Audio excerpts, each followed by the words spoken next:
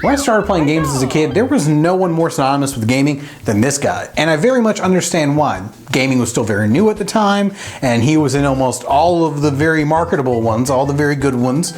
However, I couldn't put a dent in almost anything this fucker was in, with one fantastic exception, love you very much. I didn't really care about his other games, because when it came to Nintendo's 2D platforming catalog, Donkey Kong Country was clearly the superior title in my opinion.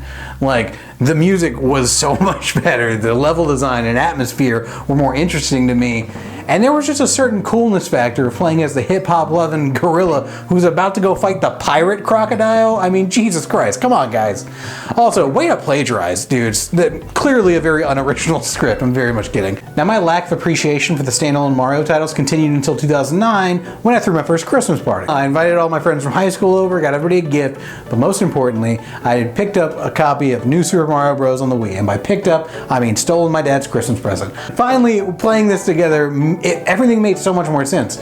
We're out here wall jumping. We're jumping off our buddy's head to get up there and get the big coins. We're picking up that same buddy and throwing his ass in the lava because video game cruelty is the best. It's mwah.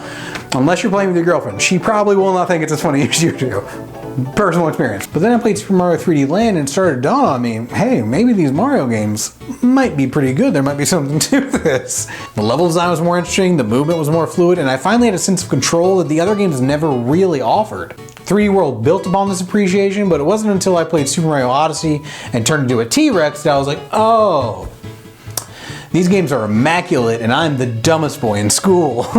Like, oh my god, I've played all but one of the 3D Marios to this point, and I've enjoyed all but one of the ones I've played. I do not understand why people love 64. It pisses me off so much. Fuck that camera. Which made me wonder what makes 3D Mario so special to me. Why do I prefer this so much to 2D Mario? 2D's not bad. They're not bad games. I know that now, but I don't give a fuck about them. What makes me love this stuff? And I could probably sum it up in 2 words. Atmosphere and creativity. But when have I ever stopped at 2 words? Okay, let's go. Look, you stupid, stupid kids! What do balloons do? Provide a sense of atmosphere?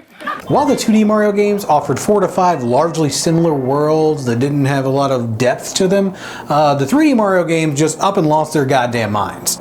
We've got underwater kingdoms to explore, we're out here in the desert fucking with pyramids and Mayan statues, we're getting our asses shot into space so we can fly through the sky like an angel. Every 3D Mario game has these fully realized worlds that really immerse you in the environment. Like Super Mario Sunshine, you're on vacation, so everything is about that tropical island theme, from the resort to the beaches to the island natives who are literally walking palm trees and hula skirts waiting to toss your ass around the level. It's fantastic shit. Everything about this place says it's gonna be a bomb-ass vacation once Paint and you stop playing Jet Set Radio Future and tagging your name around the town, alright? Just fucking up your rep. And Super Mario Galaxy, they just whip your ass into space and they're like, hey, guess what? We're jumping from planet to planet now. That's the kind of shit we're getting into. You're gonna feed stars to other stars and they're gonna become planets. Because science does or does not exist. I do not know how stars work. I'm not Neil deGrasse Tyson. I'm so sorry. It's not a hobby of mine. However, what takes these worlds to the next level is the music, because it is masterful. You got Dire Dire Ducks out here making a Nintendo 64 water level feel tolerable. Calming my nerves so I don't snap a controller in half after I run into the back of that eel for the 30th time. I don't know what the fuck I'm doing wrong, but I know I'm gonna stop doing it because I'm only getting frustrated. Carmen Sandiego is over here introducing vocals into Mario music at the perfect time to provide us with one of the most beautiful fan service moments I've ever seen in a video game.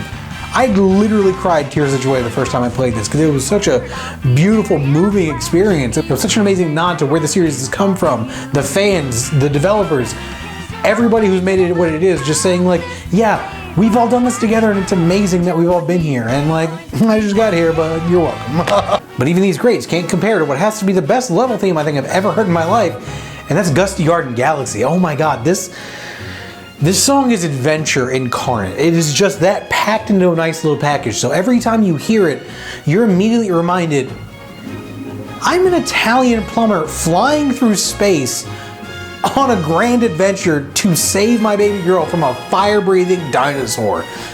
It is beyond magical, the things that this song does to me. Immediately I hear it and my brain just goes, run, jump, explore. This is an adventure you deserve to enjoy, so do so.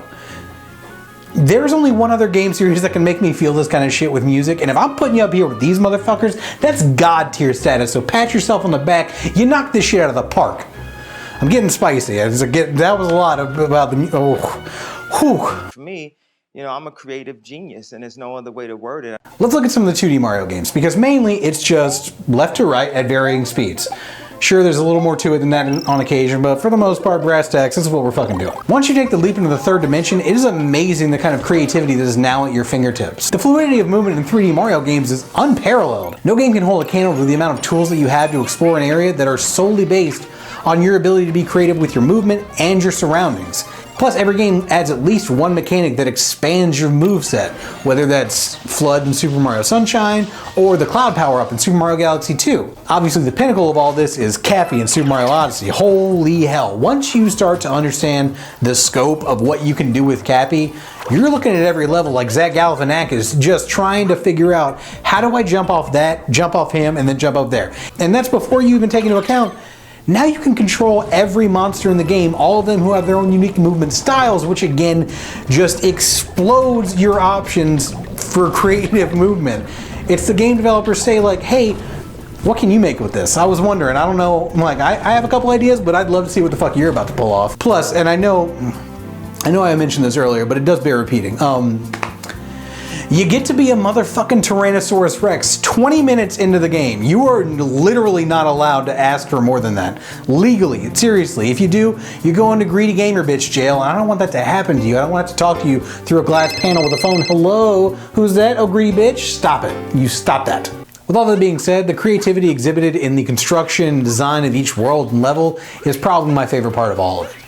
Because each world is basically built to be a giant playground, and it's asking you, what can you do with this? It makes me feel like a kid who's looking at a jungle gym next to a trampoline, because I'm just thinking, yeah, I'm going to jump off that, onto that, I'm going to hurt myself, it's going to be real fun. Let's do it as many times as I can. As much as my little body can hold up to this, we're going to try. Yeah, poor decisions were made outside of a trailer in Del Valle, Texas. Don't blame my parents, they didn't have money for babysitters, they just brought my cousins over, and we were all bad idea machines. As soon as you get into each world, you are looking around and just immediately thinking, what can I jump off of, or what interesting combination of features and mechanics did the game include this time to keep the movement fresh and interesting, because you know it's there, you just have to look for it.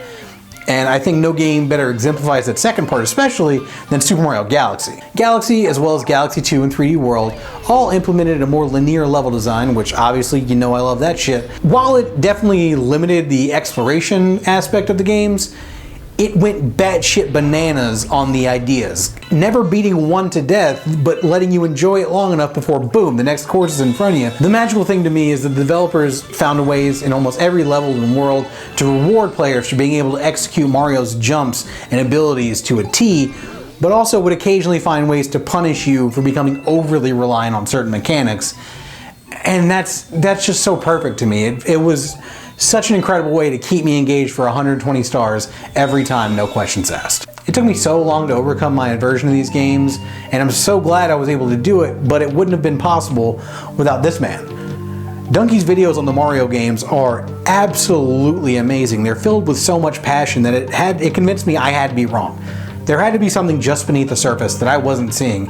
And so I came back, I found out, once again, guys, I'm the dumbest boy in school. I'm wrong so frequently. So if there's something that you have played in the past that you think garbage, but maybe everybody else is telling you not garbage, give it another whirl. You could be wrong. People grow, tastes change. It could be your time to enjoy Dark Souls. It won't be. It's a garbage game. Fuck that game. I hate it so much. If you love it, I'm so happy for you. I'm so happy it fills you with joy. I'd rather cut my balls off than play it again. And that seems like a good place to end it before I get weirder. Okay. Guys, thank you so much for watching. I really needed this. I needed to get back in here and make stuff again. It's been a weird couple days, and expressing myself is a necessity. So thank you for allowing me to do that with you. Thank you for sharing that with me. Like, share, subscribe. Let me know what you think in the comments. You know it's my favorite part. Follow me on socials, but most importantly, take care of those sweet baby angel butts so I can see you back here next time, all right? I love you. Mwah. Yep, it's just gonna be a thing now. I think I just have to do it. It's just a compulsive, it's a compulsion? Who gives a shit? Who am I talking to? What a weird question to ask now. I've been doing this for fucking 5 hours. Okay, guys. Bye, bye, bye. Bye, bye.